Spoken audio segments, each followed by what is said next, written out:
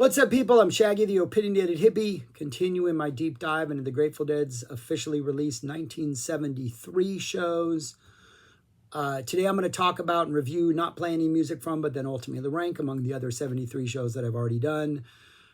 June 9th, 1973. This is an RFK here in the States on the East Coast. This is the fourth show officially in the Here Comes Sunshine box set. This is the fifth show I will be talking about. I've already done the one that follows this, June 10th, 1973, as that was released as its own independent release. Usually whenever the Dead do a box set of multiple shows, they usually release one of those shows if you just want to get a show. So I've already talked about that one, the one that follows this one. And these two shows that I'm going to talk about, or the one I'm going to talk about today and the one that I already talked about, they were with the Allman Brothers. And on the June 10th show, I believe the Allman Brothers played first, then the Dead played.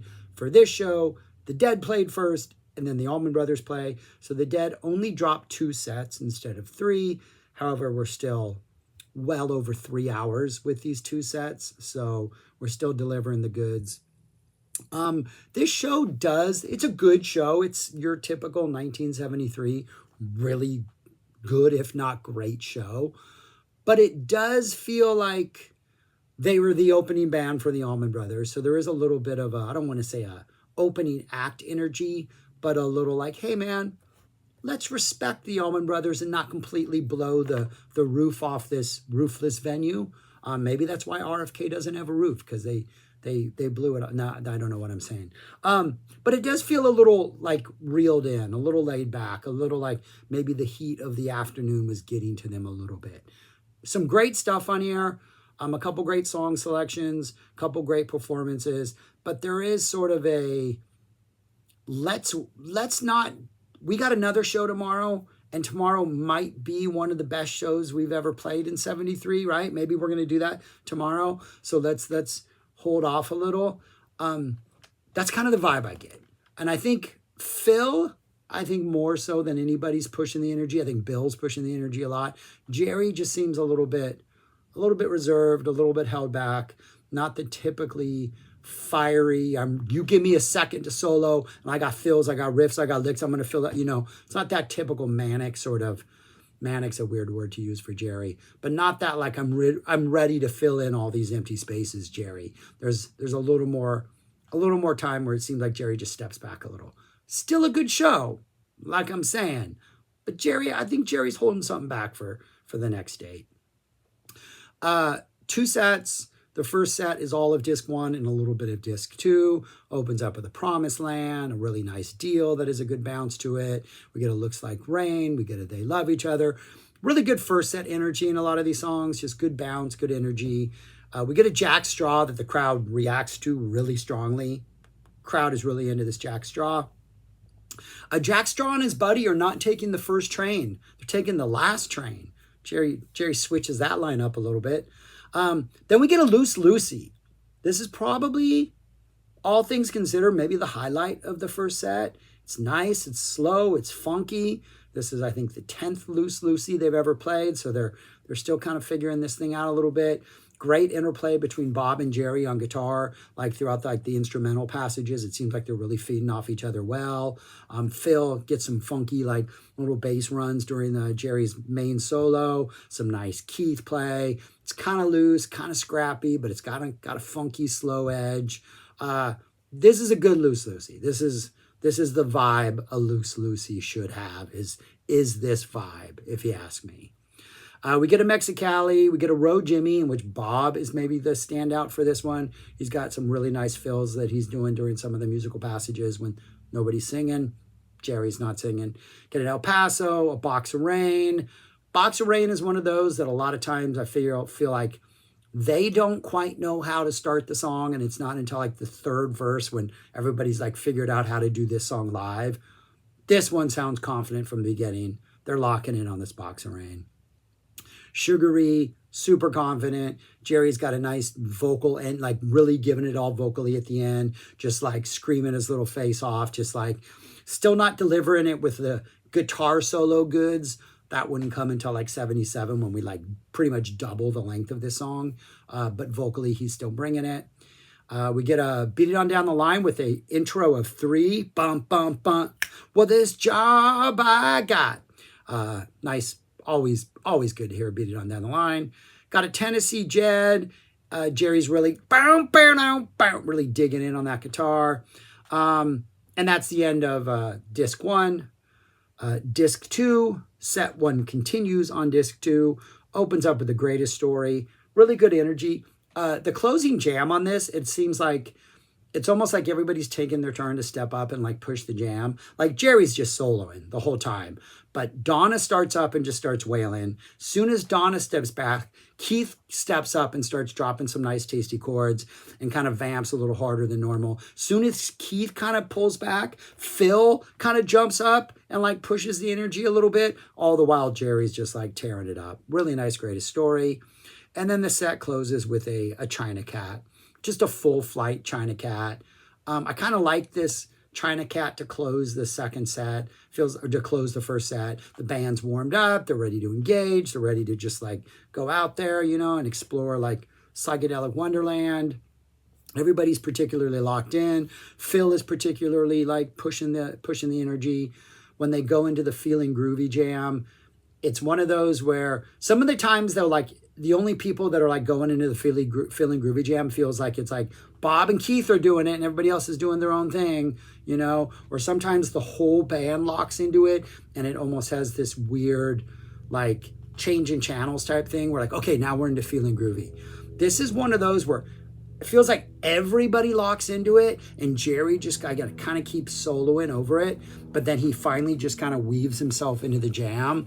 It's a really nice transition, really smooth, works really well, builds the energy good, and then we go into I Know You Rider to close out the first set.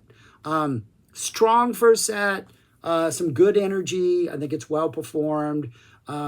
China Cat is the only time we really have any sort of like out there exploration. We're not getting a bird song. We're not getting a Here Comes Sunshine. We're not getting a playing in the band in the first set as we had been doing to close out, I think, every show up to this point in this box set. So Loose Lucy is probably the highlight, I would say, but otherwise a solid first set. Second set opens up with He's Gone. And there is something going on in the audience at the beginning of this because they are really rowdy and they're reacting to something on stage. So I was like doing a little research to find out, and eventually I just got out my Dead Bass book. And apparently the crowd was so unhappy that He's Gone was the opening that they were hissing and booing and catcalling the band. And that's what that's from. Or at least that's according to the guy who wrote the review in Dead Bass. So I don't know if that's the case. It is kind of an underwhelming opener. I'm always kind of blown away when they open up a set with He's Gone. The vocal jam, once they finish the vocal jam and they go into that cascade jam, that's a little tepid. It's almost like they're a little like put back by the audience's response to this song. But eventually it kind of gains momentum. We're warming those gears up as we're about to like get it into fourth gear, or I don't know, do trucks have fifth gear? And then we head off into a truckin'. Truckin' well played. The build into the trucking jam is really short. It's like Keith is like pushing it. Jerry's like, and then they just go right into like the closing jam.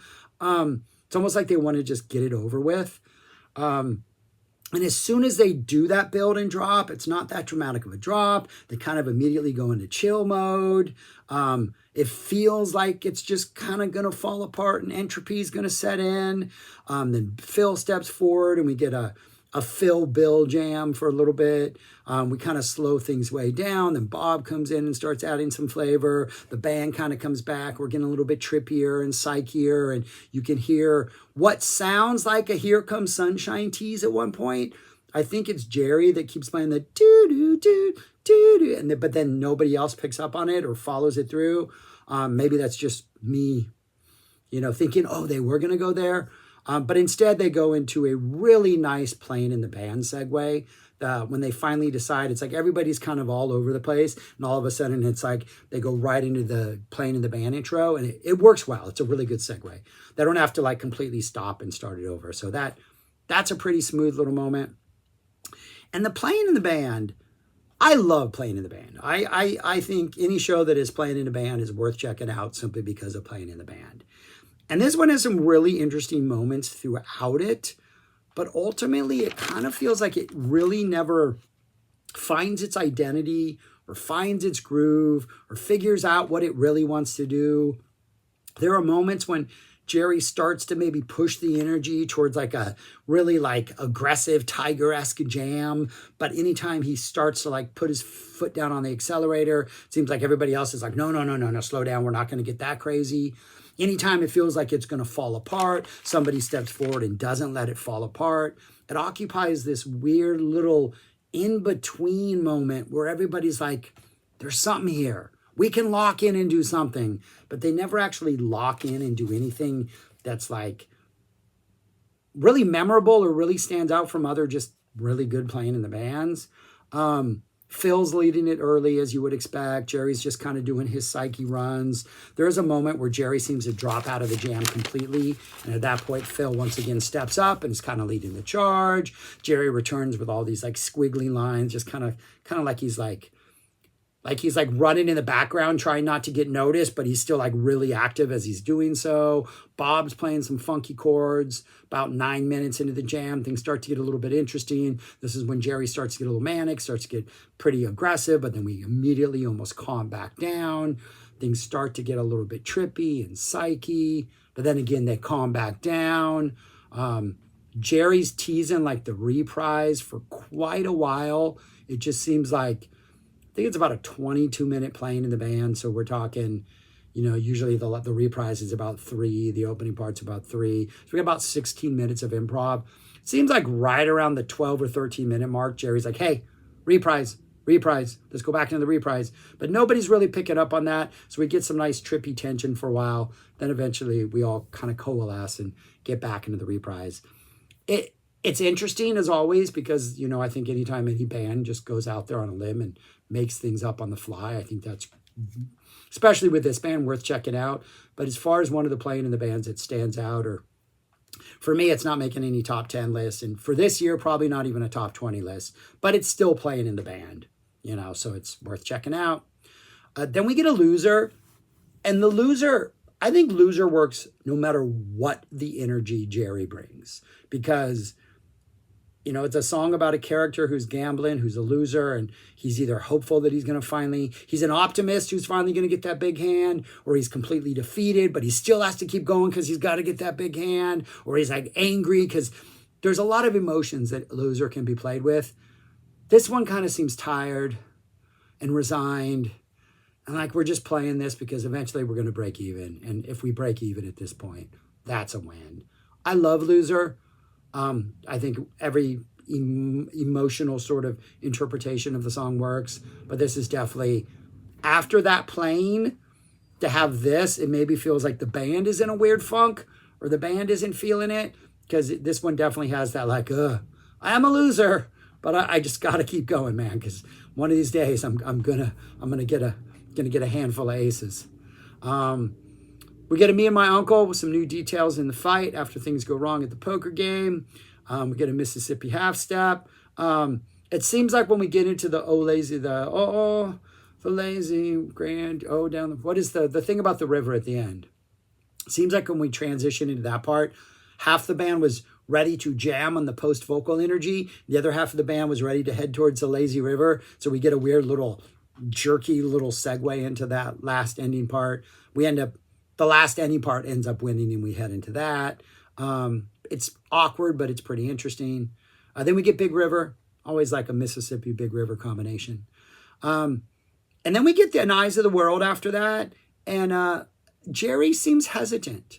Like both times when he's like done with the verse chorus and we're off into like that little pocket solo, it seems like Jerry's like not immediately like, there are shows when like the second he's done singing, he's like off. Just he can't wait to solo. He's not taking his time. He's a little bit patient. It seems like Jerry's maybe just a little off today. After that third verse, Phil takes the lead. The third chorus Phil takes the lead. He's really kind of elevating the Stronger Than Dirt-esque jam, kind of lifting that up to new heights. The Stronger Than Dirt-esque jam has great energy. They're hitting it hard, but they do seem like they're racing through it. And there are eyes where they'll run through like the typical sort of Stronger Than Dirt-esque structure, and then there'll be this weird, funky jam, and then like a Stronger Than Dirt-esque reprise. This time they just run through the jam, the Stronger Than Dirt-esque main body. We don't get that funky jam afterwards. We don't get that reprise. We just kind of immediately kind of segue into China Doll.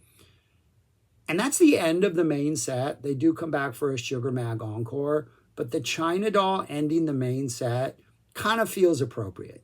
It feels like, I mean, it's not a very, they're not high ending on this really aggressive high peak, though their Sugar Mag has really good energy. It's maybe the most energetic thing of the entire show. But it does seem a little bit appropriate that the China Doll just kind of ends it on this almost like, it feels good, it sounds good, but we're not really expending too much energy. So I think it's a good show. It's a good listen. You really can't go wrong with 73 Dead. Like, they're not making mistakes. They're not messing up. They're pretty much operating on this is what we do as the 73 Dead level. But that being said, if I were to rank this among all the other 73 shows I've done, and I've done 16 other ones, I have it right there. It's at the bottom. I think for me, I'm here for the improv, right? And the bulk of the improv in this show is in that playing in the band. And that playing in the band is enjoyable. They're doing what the Dead do, but I think when you compare it to other playing in the bands from as far back as 72 all the way through 74, it doesn't compare. I just think this is one where they spend a lot of time looking for ideas and exploring corners and avenues, and they just don't find one that they want to like all drive on together and spend time on. Still fascinating, but I think it's the playing in the band. If the playing in band had been like, hey, this is the top 10 playing in the band, maybe the show bumps up, because that Lose Lucy is good. The China Rider's pretty good. Greatest Story has some good energy. There were some really good moments in this show, but there are really good moments in all of these shows because 73 is a ridiculously good year. And that one at number 2, the RFK show, that is also from the Here Comes Sunshine box set. That is the first thing I did, but it was released separately, so you can find just that show.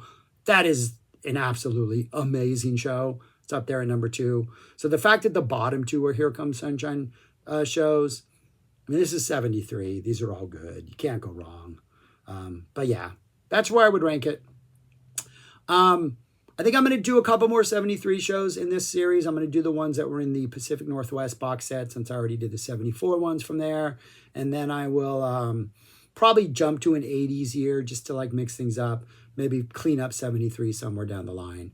But that's my plan for now. Let me know your thoughts on this show. If you like it, things I messed up on, you know how comments work. Subscribe, like, share, comment, and go listen to The Grateful Dead and listen to this show. I know it's ranked 17, but it's still a really good listen because it's 73 Dead. That's all I got. Peace. Talk to you later.